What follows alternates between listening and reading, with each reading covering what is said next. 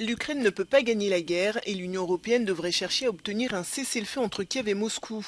Des propos explosifs du Premier ministre hongrois qui ont fait réagir dans la salle où se tenait sa conférence de presse.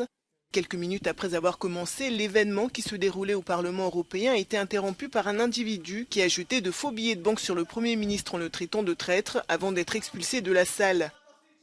Un incident qui n'est pas surprenant tant ce rendez-vous s'annonçait mouvementé et pour cause.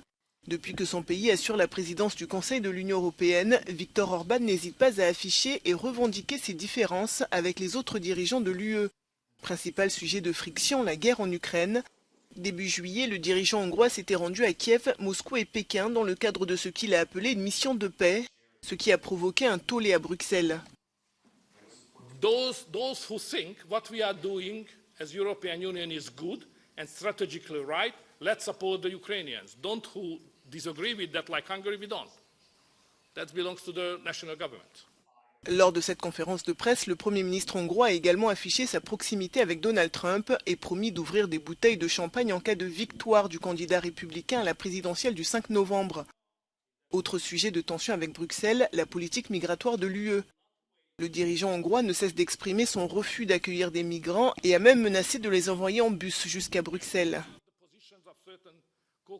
We will respect the European law, we will respect all the regulations, but if somebody who get an asylum in Hungary would like to come to Brussels, we are ready to have them. Signe des tensions entre Budapest et Bruxelles, les différentes procédures entamées par la Commission européenne contre la Hongrie. En septembre, elle avait décidé de retenir 200 millions d'euros d'amende sur les fonds européens dus à la Hongrie pour non-respect des traités en matière de droit d'asile, en plus des 19 milliards d'euros gelés pour des atteintes à l'état de droit. He uses the rhetoric to get more a stronger position, to blackmail in order to get EU funding. It's a lot of rhetorics. Attendu de pied ferme par les eurodéputés à Strasbourg, Viktor Orban doit présenter mercredi les priorités de la présidence hongroise du Conseil de l'Union européenne.